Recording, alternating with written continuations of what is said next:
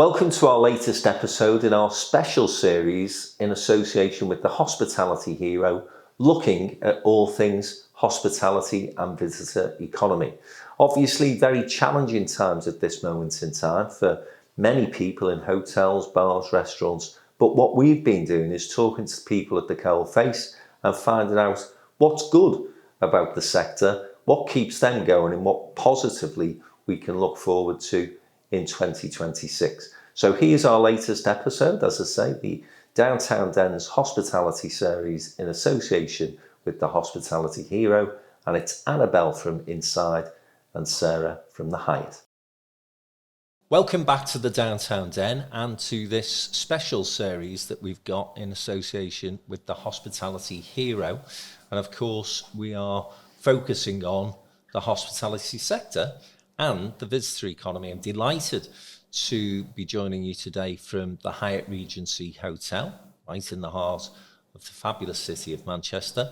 And I'm joined by Sarah. So Sarah, thank you for hosting us today. Thank you for having me. And thanks obviously for coming on to the podcast, The Downtown Den. So listen, just tell us a little bit about yourself, your career, your journey so far in this brilliant hospitality sector. Yep, so I'm Sarah, as you've said, so I'm the Group and Events Sales Manager here at Hyatt Hotels Manchester. And I started my career in hospitality in my first job, really. So I don't know why I wanted to do it, but I had in my head when I was like 15, 16, I want my first job to be a waitress. I want to be a waitress. I want to work in hospitality. That's kind of where I wanted to be. So I did. I worked at the local pub and I worked there for 7 years whilst I was at college and university. And then I had a little bit of a change and briefly went into retail sector. So I was a visual merchandiser for John Lewis for a while, again for about 6 years, but something just was niggling, you know, once you're kind of in hospitality, you do just want to, something pulls you back to it. So from there, we did like little bits of events and things as visual merchandising. And I just loved being at the events, like meeting and greeting all the people and just being around people and, you know, that side of things. And I thought, you know, I want to do this. I want to get into events and that's what I want to do. You know, full term really, that's what I want to get into. So I started my career again in hospitality and got a job at the Pennine sales office, which was Marriott. So I looked after 11 different hotels, doing events for all across the UK.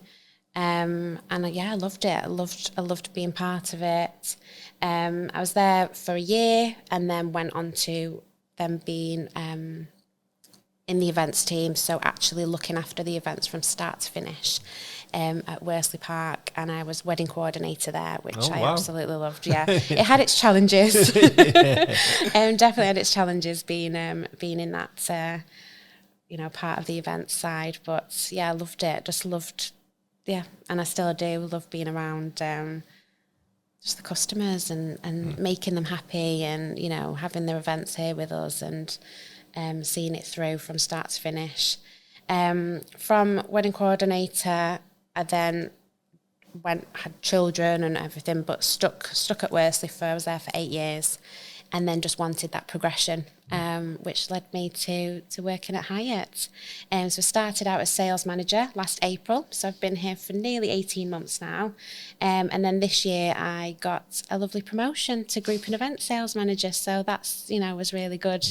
And I'll look after our events team, so yeah. Congratulations on the promotion. Thank you. I mean, that's a very interesting story, Sarah. And when you think that you started as a waitress in a pub and you've ended up here. Yeah. You know, I often think when I'm talking to people about careers, that hospitality still, to some people, is a bit of a Cinderella industry. Yeah. But you demonstrate that there's many different facets to this work. And as you say, you can go from working in a pub and getting some money to put towards your expenses whilst you're at college and university, but then end up in the sort of job that you're in. And of course, there's other places that you may go on to as well in terms of the hotel and the hotel sector. But if you were sort of advising a young person now who's looking at this sector as potentially where they may look to progress their career, what would you be advising them? So like you say, really, you can start at any position in hospitality and work your way up. If anything, that just lends itself better for you because you have strengths in other areas of the hotel or a restaurant or bar or wherever, which only just gives you more experience to then put to a role like mine. You know, we've got lots of people in the hotel who have started in completely different roles and ended up, you know, in an office role or you know, progressed as manager or whatever. So, yeah, you know, don't be put off by starting what you may think is at the, you know, in, like you say, a Cinderella role. Yeah. Because there's so much progression and scope. And if you've got that inner customer service and you're, you know, friendly, approachable, and you've got that aura about you, you can progress to anything. Yeah. And people skills obviously is the essential thing that you need in the hospitality. Yeah. The clue is in the word hospitality, isn't it, I guess? But can I just ask you from a personal perspective, do you think that it was useful for you to study at college, go on to university? Because there's a lot of people now, isn't there, who say, actually, what you need to do is just get into the workplace, go there as quickly as possible. And an awful lot of places now are offering those sort of apprenticeships and those opportunities to get young people into the business quicker and sooner rather than later. Yeah. So for me personally, I'm not doing anything that my degree is based on. But I did learn things about myself as I was doing my degree that then made me want to know kind of what path to go in. Advice for my children as well, I would probably say you don't have to necessarily do a degree anymore. And getting yourself into a job or an apprentice is probably more beneficial. And you can potentially progress quicker if that's what you wanted to do. Yeah. What was your degree in, just out of interest? Textile surface design. So I designed wallpapers. Fabulous. Yeah. Well, which was amazing, and I enjoyed it. At some point, when they come and refurbish this place in another 5 or 10 years' time, be like, you'll be Sarah, able to advise. So, I'm sure it'll come in handy at some point. But that led me into visual merchandising, which led me to know that I wanted to do events. So I guess it had its purpose. It all linked together, yeah. Absolutely. But my husband does laugh at me because it's absolutely not relevant at all to what I'm doing. Well, let's sort of bring things up to date to an extent then. And you've landed here at this, as I say, fabulous hotel. It's 5 years old now, Hyatt Regency, but had, of course, a bit of a challenging and false start because it opened around the time of that awful period of the pandemic. So you obviously weren't here at that moment in time. Nonetheless, you were in the hospitality industry sector.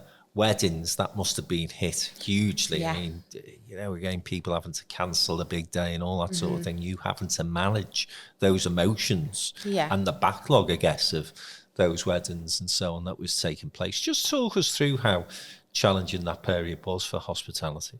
So it was a crazy time, obviously, for everybody. Hospitality, I do believe, took the bigger hit.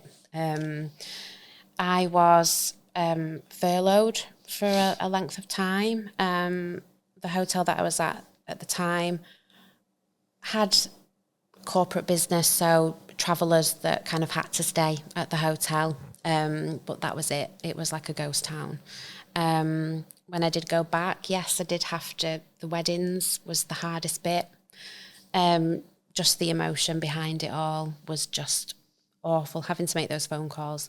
And then when the government were changing, oh, you can have X amount of people at a wedding, and it was all that around that time when they didn't know how many people they were going to then allow at weddings. So it was just having those difficult phone calls with those emotional, because you're emotional anyway when you're planning a wedding, but then to add all that uncertainty was just really difficult. And it was just how are we going to kind of get back from this? You know, it was a really tough time. I mean, it was just uncertain, wasn't it, I think, for everybody. And it went on longer than any of us anticipated. Longer than we thought, yeah. I think that was the big word that you've used there was uncertainty. I think that not knowing what was coming next really did impact on the confidence of all of us, but certainly, as you say, hospitality hardest hit. Yeah. And then those conversations that you're having about the rules, I don't envy you, because did anyone really understand the rules? No. The Prime Minister certainly didn't, did he? Yeah. Because he broke them. Exactly, So I just wonder, you know, when you're having those conversations with those customers who you clearly get in that particular position as a wedding coordinator, you get to know the couple and you will know some of the people that are involved. Did they accept the news well, or was it always a bit of a pushback, and were they challenging you on what those rules and what you were telling them? In some cases, there was couples that then decided that they would just have 15 people and they would just still have it anyway. There was couples that were going through sadness. There was couples that fathers were really poorly, and it was just having that. It was really, really tough. And there was queries of, well, I can go to whatever country and I can have this amount of people. And there was a lot of pushback. We were just very, very black and white with it, because we had to be, you know, we had like a capacity. Our capacities got changed to 2 meter distance and whatnot. So we had everything just in black and white. So we just had to be really firm. But there was a lot of grey areas, which was very hard to kind of push through, because like a business meeting could go ahead. And they could have like a dinner as long as it was part of a meeting. So it was kind of like you were getting these things and you thought, are you really having a meeting, or you just want a dinner? And it was, it was a strange time, and it was hard to have those conversations, especially with the brides. Yeah. And I think the other thing that eventually frustrated all of us was that these rules didn't make any sense. So you've just pointed out that you couldn't have a wedding for more than 15 people, but you could have a business meeting. You couldn't have a pint, but you could have a pint if you had a Scotch meal, yeah. And it was all those sort of nonsensical rules. Yeah. I think that eventually got this sector really wound up. And certainly somebody who represents a lot of people in this sector, I was talking to public health officials and trying to make sense of it. So in retrospect, I don't think they do it that again in hindsight. And, you know, hindsight is a wonderful thing. Yeah. But as we sort of started to come out of that situation, what did you see were the strengths and the weaknesses into the way the sector had prepared, and what support was being given, whether that be from the local government officials, mayors and local authorities, and of course the government? So support-wise from the government, I don't know really.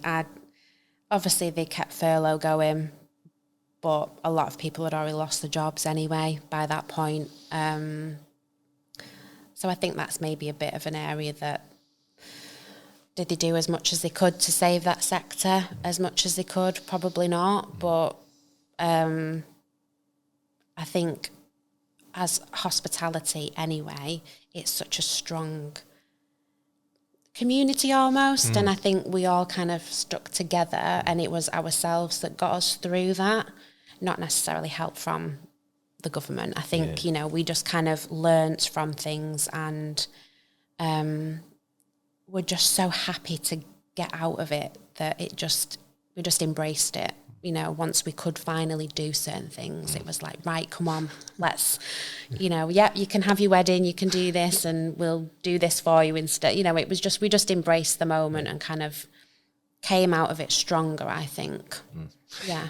It's a great word that you've just used there, community. And I just go back to when you talked about the career and why you love this sector so much. And I guess the friendships that you build and the relationships that you develop, that's part and parcel of why you love the job, is it? Yeah, absolutely, yeah. And even coming into the city, because where I used to work, it was like a rural hotel. There was literally one hotel next to us, and then that was it. But in the city, you are a proper community. Like, you know, we'll bring up other hotels and we'll be like, right, you know, and it's just a real sense of, community. We all do get on, and we know one another. And that's the great part of hospitality, I think. Let's bring it right up to date then. Yeah. As I say, fabulous hotel, Hyatt Regency, 5 years old now. And of course, we've come through the pandemic and we're sat here, bank holiday weekend, Pride weekend in Manchester. Hotel is full, which is always great to hear. Just tell us a bit about this place. So we're a lovely hotel right in the middle of the innovation sector of Manchester. So close to the universities. We do a lot of corporate business. It's a great place to work. A really lovely, everyone's so lovely. All the staff are great, hardworking. Since the moment that I started here, everyone's so welcoming. And we have the same, obviously, effect on our guests as well. So we get a lot of people that come back to us, which is really lovely. It's nice to see those repeat bookers that we get. It's a great place to work. Yeah, and great views. Yes. From upstairs. So we've done a number of events here at Downtown Business. You have, we love using this place. Yeah. And it's surprising, isn't it? Because there are a lot of hotels and there's a lot of events take place in Manchester. We often get people coming for the first time to the Hyatt, not been here before. When they come up, they look across the city, it's wow. You know, I'm sure they do come back. Because it's always great, the hospitality, the service we get here. But it's a great location for, as I say, the views alone, isn't it? Yeah, so we've got an event space on the 18th floor, which I know you've been on a couple of times. So we're blessed here, really, because we have a view that no one else in the city has. So we have got, on our 18th floor, we've got panoramic views of the city. On one side, we've got views of the Peak District. So on a nice clear day, you get to see the nice hills, and also aeroplanes landing and taking off, which is great. But then on the other side, we have the view of the whole city. You know, there's nothing kind of blocking our view. There's no big skyscrapers, and it's just lovely. And at night time, it's great to see all the lights and everything as well. Yeah, so that's a must to use that space for any kind of event. It's a really good space up there. It's our top selling space really for, you know, quite a few events. Yeah, it's spectacular. Yeah, it is. Yeah. The other thing that I think is worth mentioning as well is that literally 30 yards down the road is a multi-storey car park. And again, in any city, car parking is a challenge.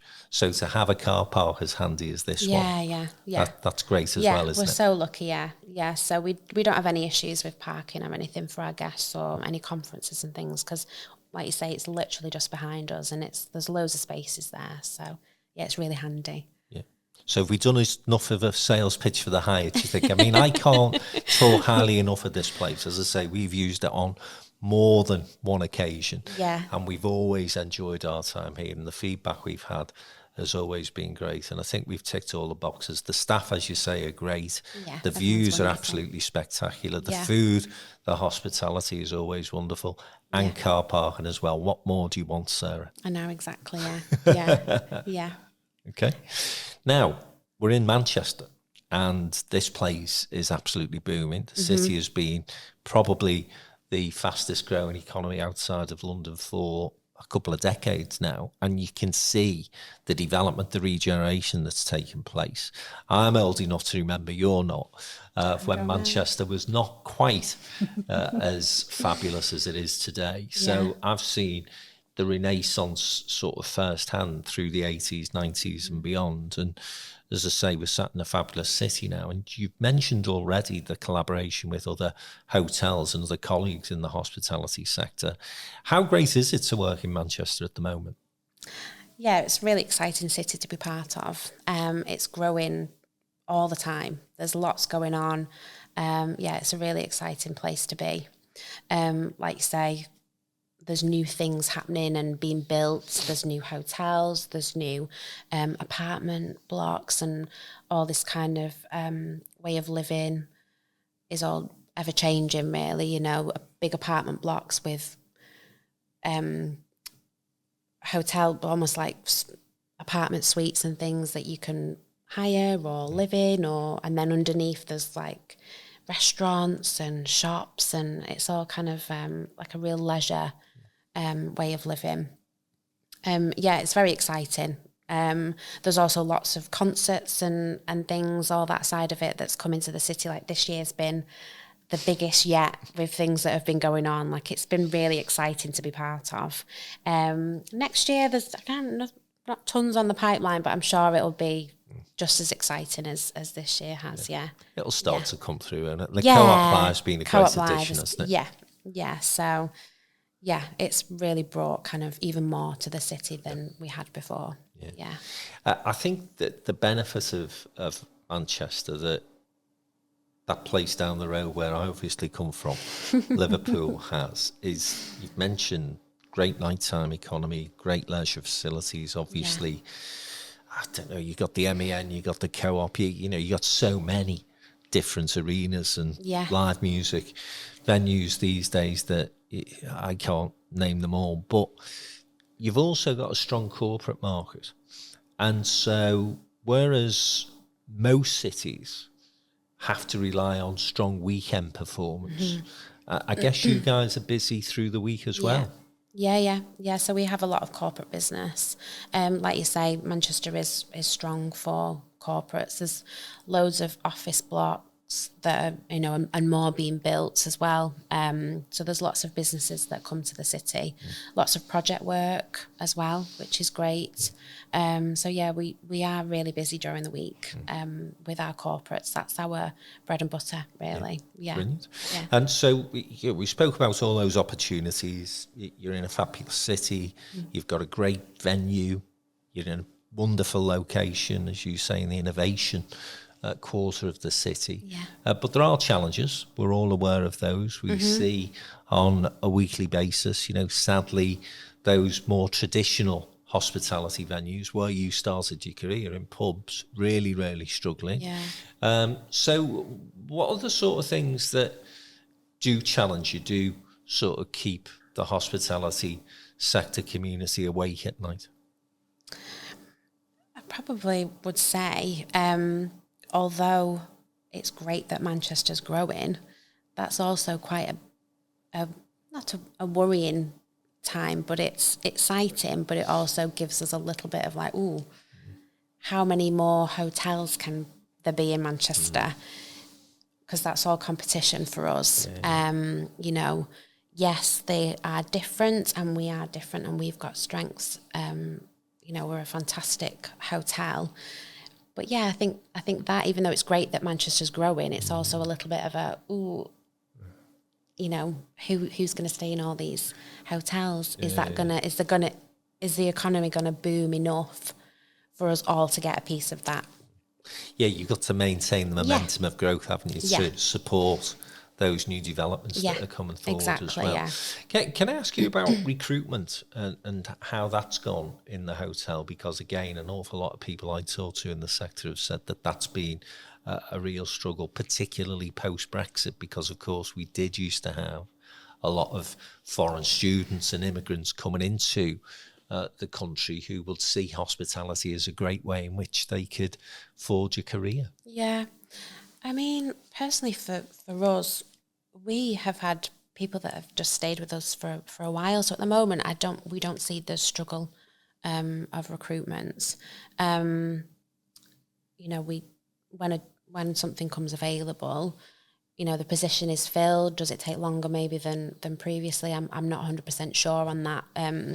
But yeah, we do have a lot of our staff and teams have been here for a while, so I don't think we're seeing necessarily the hit of a recruitment struggle. That's good just news. Yet, which is good news. Yeah. I News. mean, someone might correct me if I'm wrong, but yeah, that's as far as I can see it. We have teams that have been with us for a while, so great. Good. Final question. You'll be relieved to know, Sarah. Just tell us, you know, some of your hopes and aspirations for the future, both on a personal level, but also obviously for the Hyatt Regency as well.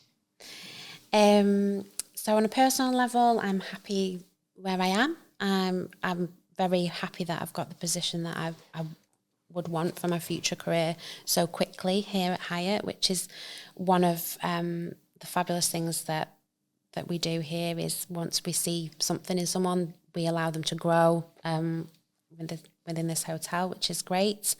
And then for the hotel, you know, we've grown year on year since after COVID, so I just hope for more growth and more fabulous events that we can have and more people coming through the door. And just to continue growing and flourishing in the city. Brilliant. Well, I'm sure with your leadership, Sarah, and as I say, with the fabulous views that you've got here, the Hyatt Regency will go from strength to strength. And thanks for joining us in the Downtown Den today. Thank you for having me. Thank you. Thank you. I'm sure many of you are looking back over the last 12 months and ahead to 2026, reflecting on what's gone good, what's gone bad, what's been ugly in the last year, and what you can look forward to, what resolutions you can make in 2026. In particular, what can you do to grow your business? Well, here's an idea for you, a simple one, an inexpensive one, and one that can really help you get your business to where you want to take it. Join Downtown in Business. You will see on our website, all the W's, downtowninbusiness.com, an array of events that we have planned for 2026. We'll be hosting over 100 next year. And we've also, of course, got some of the best speakers, the big decision makers, and some of the leading entrepreneurs from across the country joining us for conferences, for awards dinners, and for roundtable events. So, what are you waiting for? Get 2026 off to a flyer. Join Downtown in Business today.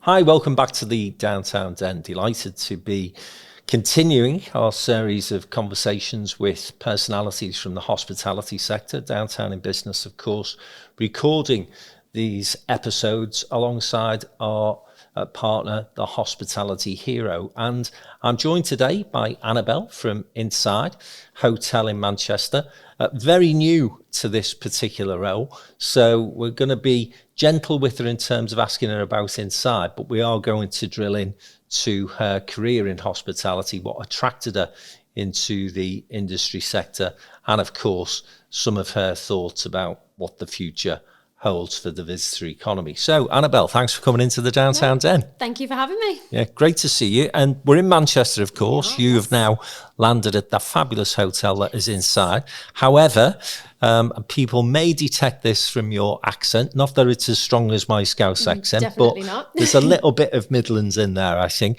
Yes. Tell us where your journey started as far as the hospitality career is concerned. So my first job at 15 years old, my mum, they wanted to teach me all about work and, you have to earn your own money. So I actually got a job in a hotel cleaning bedrooms for 6 hours a week. I think it was £3.50 an hour back in those days. In a lovely little hotel, cleaning bedrooms. And then as I got older, as you become 18, you can work in bars. And then I really fell in love with hospitality when I had my gap. I say a year, it wasn't a gap year in the end, it was actually 2 years, after uni. And I worked in 2 big chain hotels in Australia and New Zealand. And like the culture and the people you work with and the people you get to experience, just thought this is the right fit for me. Yeah. And then I came back from travelling and that's been my career ever since. Oh, wow. So let me just talk about your time at university. What was the degree in? So I wanted to be a teacher. Okay. So I did want to be a teacher when I was 18, what do you want to do? I want to be a teacher. My mum worked in schools, so there was a big influence. I loved children, I still do. But I went travelling, and that pull to hospitality was just there. So you got the bug? Got the bug, got the travelling bug, got the hotels, just the people. Yeah. And obviously you're quite a bubbly personality. Yes, I like to think so. And so you're a people person. That obviously in this sector is really hugely key. important, isn't it? Yeah. That is hospitality, isn't it? Yeah. For me, that is, it's not just a meal out. It's not just a bed in a hotel room. It is the people, it's the culture, it's the experiences that you get from being within that. Yeah. Is it always hotels that you've been working in? I did 5 years in a pub while I was working through uni and things like that. But it has always been hotels as a career. Okay. So tell me what sort of makes a successful hotel. You've worked in several now, I guess. So worked in a few. What are the sort of ingredients that you would say, well, that's absolutely essential if you want to be a top-notch performer in this sector? In hotels? Yes. I would say you've got to have the personality. You've got to have the love for the role and the love to be in the hotels. I would definitely say, it is very much, you've got to have the love. It's not the best paying sector, you're not going to earn brain surgery money. But, the commitment is there as well. You've got to have the commitment, the drive, and the want to help people. Yeah. And if you're in a sort of role as sales, because, I can easily relate a sales role to cars or membership as far as downtown business is concerned. What are the sort of things that you're selling from a hotel's perspective? Is it simply rooms, or are there a wide range of things? You sell everything. Okay. So I've done from selling meeting rooms to selling bedrooms to selling restaurants to selling hospitality packages in my last hotel. You sell everything. You're selling the whole product. And we also know in the sales bit, you people buy people. That is always a key. And I think if you are, trustworthy, approachable, bubbly, and you make that effort, I think people will always remember you. So I've changed brands since coming to Manchester, and the amount of people that I've reached out to is like, this is my new details, and they're all really happy for me and excited. And I've even had a couple of them reach out to me already. So, fantastic. So it is very much people buy people. Yeah. Element of, especially in sales. Yeah. And before you came to Manchester, you were telling me that you were in the big city of London. Yeah, I worked in London for 2 years, completely different sort of market to Manchester. In fact, a lot of things we were losing to Manchester. Okay. People were coming out of the city of London because of it being so expensive. And Manchester's a great city. It's got great connections. It's not a million miles away. It's 2.5 hours from London. It's an hour and a half from Birmingham. We've got great connections across the whole of the UK, really. Yeah. Tell me a little bit more about those differences between the capital and Manchester then. So very much the way business is, obviously it is fast-paced. We're all in fast-paced sales. But I think the approach is very different. In the city here, all the salespeople I've met in Manchester have been absolutely incredible. They're all incredible in London as well. But I think it is, the competition's not as much compared to the likes of London, where there is 1,000 hotels. Across the city, and you're all competing for the same piece of business. But very much people are friendlier as well in the north, right? I had a guy stop me the other day. He was like, "Oh, how's your day?" and things like that, which I thought was generally nice. You don't get that on the tube. Yeah, people are a bit more reserved because people are busy. People have got places to go. Yeah. And God and the mobile phones, apparently, because everyone gets them nicked. You do have to watch that. I've made a friend on the train. She sat next to me the other week when we were discussing books that we were both reading and things. And I remember thinking, I wouldn't have had this conversation with somebody on the tube. No, that's then I think I'd lost the plot. Yeah, that's true. And in terms of those hotels you were based in London, they were sort of related to sport, to football? Yeah, so it was the last hotel I've worked at was very much sport driven. But their biggest business was the MICE, the conference and events as well, and bedrooms. Yeah. It was a big hotel, it was 361 bedrooms, event space of 900.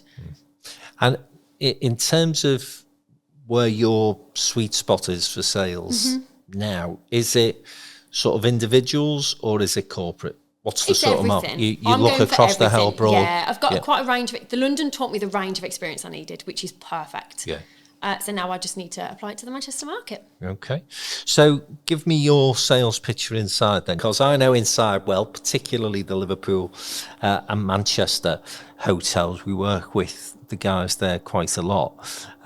So what are the sort of things that you're saying to your potential customers when you pick the phone up to them? So, you explain about the brand. We are a lifestyle brand. We're a fun brand. It's the hashtag is stay curious. We're all about the storytelling, and that is hospitality. We've got a perfect Italian restaurant, which is the Geno's, which is attached to the hotel. We're a great location as well with First Street. We're right next door to Home Cinema. I don't know if you've been up to there. It's really impressive. It's fabulous, isn't it? Yeah. I didn't realise how big it was when I first joined. But, the whole First Street area is going through so much generation. There's lots of new buildings, apartments going up. But us at INNSiDE are very much all about stay curious and the storytelling. Yeah. The public realm you've mentioned. So Yeah. there's some fabulous places in and around the hotel. And in terms of its location, it's excellent, isn't it? In terms of it's central, and of course you've got those great transport connections in and out as well. Absolutely great. You can get to the tram, the train. Oxford Road is 5-minute walk from the hotel. Piccadilly Station's 12-minute walk from the hotel. And the tram stop is in between Oxford Road and Deansgate. We've got great connections across the whole of the city. And with the trams in Manchester, you can get all over the place, and it is great. Yeah, really handy, isn't it? Yeah. So everything's really only like a 20-minute walk away, if that. Yeah. Tram system's better because you're overground, and also people talk to you in Manchester, as you say. So there you go. Double whammy there. Absolutely. Have you noticed over the summer, obviously, things are a bit quieter because the football teams have broke for pre-season, but in terms of the amount of facilities here for music and those concerts and shows, what sort of impact does that have on the hotel sector?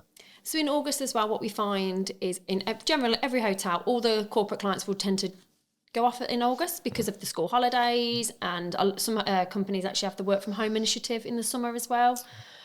So August tends to be quieter, and then your leisure market fills those corporate gaps, so there's lots of children in the hotels, which obviously brings a different experience as well. And it's nice to see them experiencing, get to talk to children in reception and things like that, and, inspiring them to come into the industry as well. And what are the key sort of assets that Manchester has that helps INNSiDE Hotel attract guests and visitors? I think Manchester's just fun, isn't it? The people, the city. I went to a networking event last night. I don't remember these things happening in London as much as what they happen in Manchester. It is a fun, and we like to say that we're a fun band. So I think we fit perfectly in Manchester. Yeah, so it's a good match. Yeah, we're a good match. We're a good making. Yeah. Now, as I say, you've only been in the role 6 weeks. So very new, brand spanking new. What's the... have you picked up yet what the sort of wider community in hospitality is like here? Not quite. I'm getting there. I've got my key connections with the likes of the sales team in some of the hotels. I'd got some of it from before, because working for a big chain hotel, you work alongside all your colleagues anyway. So I'm getting there, and the more events I go to, the more I get to meet new people and things like that. And it's been really great. Like I was at an event last night, I met some new people that I probably would have never met before. They work in the charity sectors and banking. And last week I was at Pro Manchester event, and, met solicitors and construction. It gives you a great mix of people in the city. Yeah. Because there's so many different businesses here as well. There are. It's a very diverse community. Yeah, and there's obviously lots of companies that are coming to Manchester as well, coming out of the big smoke and things, which is great for the Manchester economy as well, right? Yeah, you've made the right move. Haven't you? They're all following you, Annabel. That's what it is. Follow me around. They're all following you. Yeah. Final question from me. In terms of that quite eclectic brand that INNSiDE is, and that link that you've mentioned briefly with Geno's, how does that sort of fit? What's the sort of messaging around that from your perspective that can...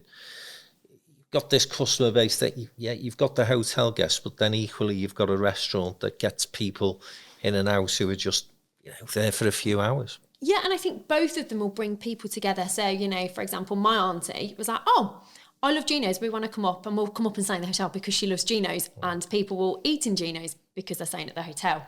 So I think it's a really good match that each of them brings their own people to us in some way or another. So, if you love Italian food, and it is great food. Yeah. You know, so come over to Gino's, like, oh, I can just book a room, or, you know, we offer a great discount for our in-house guests to eat in Gino's, so that'll also help Gino's as well. So it's just, you know, pairing together. It's all about working together. Yeah. And it's complementary, isn't it? So as you say, people might pop in for something to eat, notice how great the hotel is, and it's, oh, I'll stay here next time. Absolutely, you know, it's right there, and we've got great price points and things as well. Yeah, fantastic. Thank you. Annabel, thanks for coming in. Thank you for having me. Thanks for listening to this latest episode in our hospitality series in the Downtown Den.